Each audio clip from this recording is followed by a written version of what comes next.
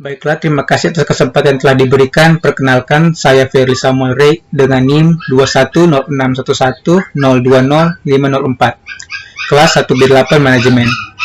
Dosen pengajar yaitu Ibu Dr. Anda Jenny Imbang M.Hum selaku dosen MK Bahasa Indonesia. Saya akan mempresentasikan materi saya yaitu struktur teks ulasan buku yang saya ambil dari modul 4 Bahasa Indonesia, terdiri dari 5 yaitu identitas atau opsional, orientasi, tafsiran isi, evaluasi, dan rangkuman.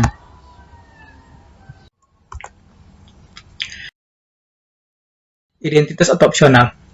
Judul Dasar-dasar Manajemen, penulis Dr. Chandra Wijaya MPD dan Muhammad Rifai MPD, penerbit Perdana Publishing, tahun terbit 2 Juli 2016, hak cipta copyright 2016, jumlah halaman 204 halaman, bahasa Indonesia, warna sampul biru.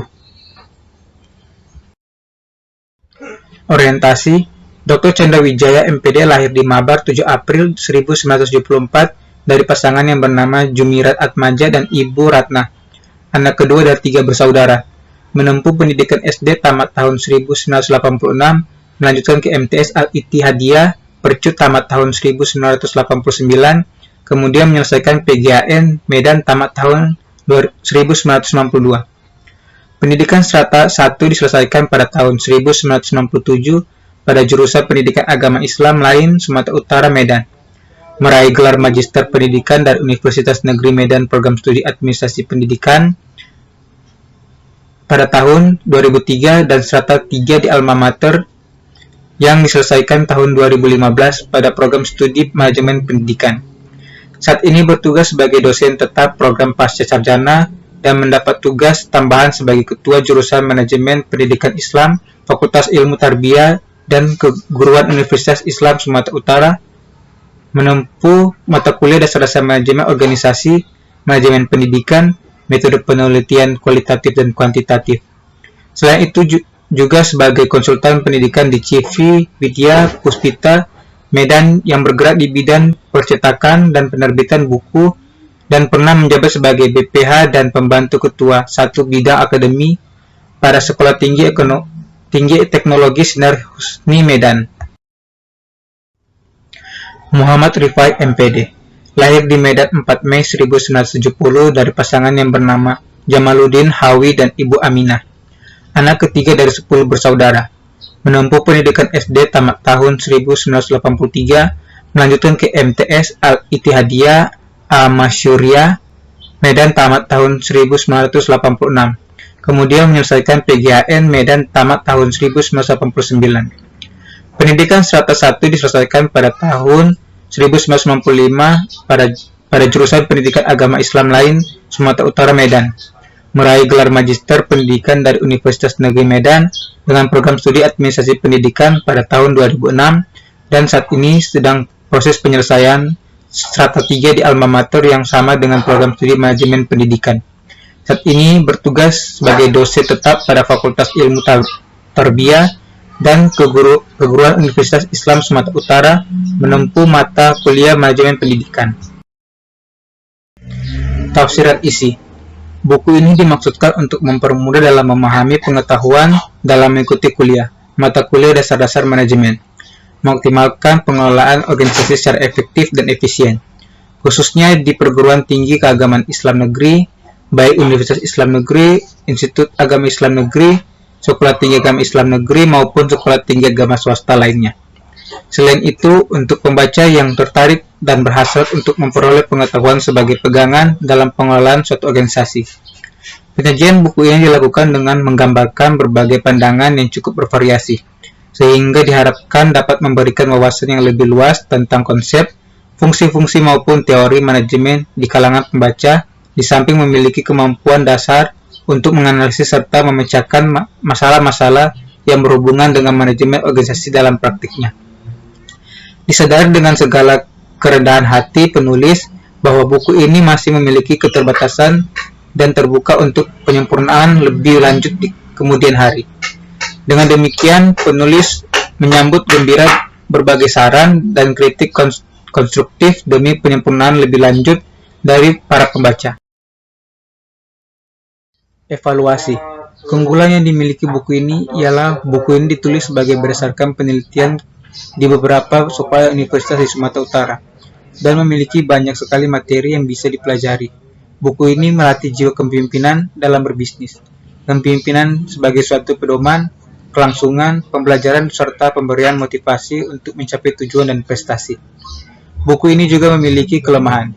Kelemahannya yaitu cover yang dibuat tidak terlalu menarik, penulisan bahasa yang kurang relevan.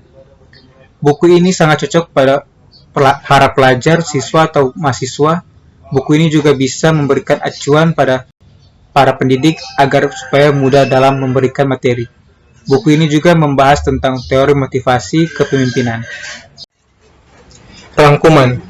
Beberapa materi yang saya ambil di beberapa bab yaitu bab 1, kehadiran berbagai organisasi dalam kehidupan masyarakat merupakan salah satu fenomena kehidupan modern untuk membantu dan mempermudah pemenuhan kebutuhan hidup manusia secara individu dan masyarakat.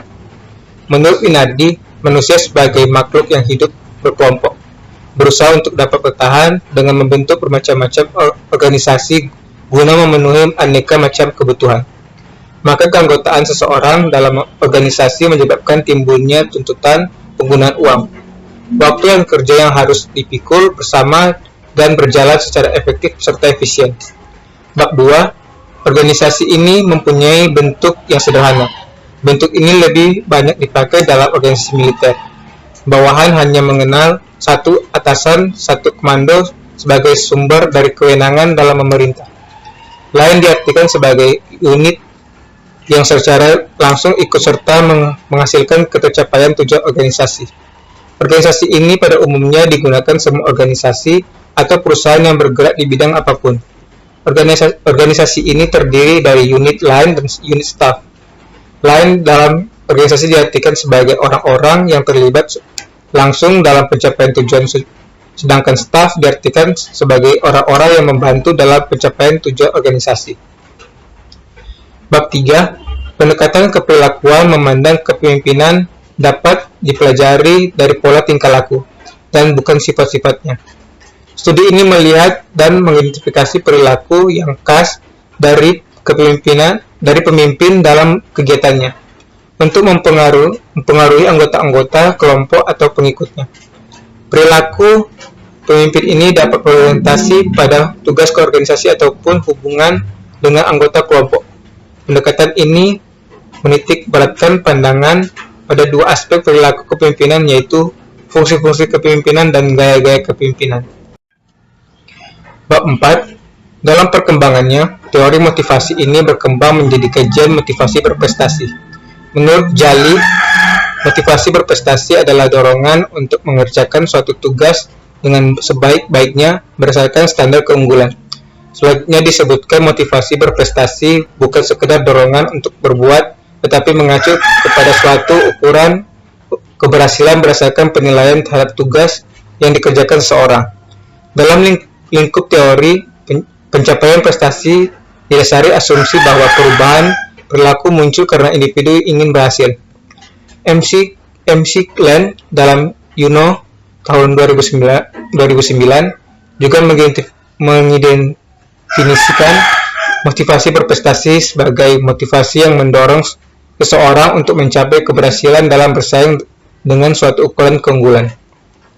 Bab 5, komponen utama model komunikasi sebagai sebuah sistem terdiri dari pengirim pesan, penerima pesan, dan balikan. Interaksi antara komponen ini menentukan corak komunikasi dalam proses baik dalam organisasi maupun komunikasi biasanya dalam interaksi sosial. Dengan demikian, sebuah proses komunikasi kadang-kadang juga terganggu diakibatkan adanya gangguan dari lingkungan internal dan eksternal organisasi, sehingga kadangkala makna pesan yang disampaikan menjadi kabur atau hilang sama sekali. Untuk itu, fungsi pesan, saluran, dan menerima pesan menjadi sangat strategis karena makna yang diinginkan pengirim pesan harus diterima dan diinterpretasikan penerima pesan benar-benar dan memberikan balikan.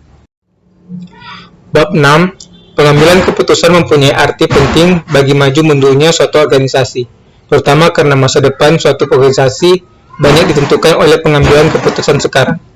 Pentingnya pengambilan keputusan dilihat oleh Mintzberg tahun 1979 dari segi kekuasaan untuk membuat keputusan, yaitu apakah mengikuti pola sentralisasi atau desentralisasi. Berbeda dengan Mintzberg, Weber tahun 1969 memberi perhatian pada pengambilan keputusan dari sudut kehadirannya, yaitu tanpa adanya teori pengambilan keputusan administratif, kita tidak dapat mengerti, apalagi meramalkan tindakan-tindakan manajemen, sehingga kita tidak dapat menyempurnakan efektivitas manajemen. Bab 7.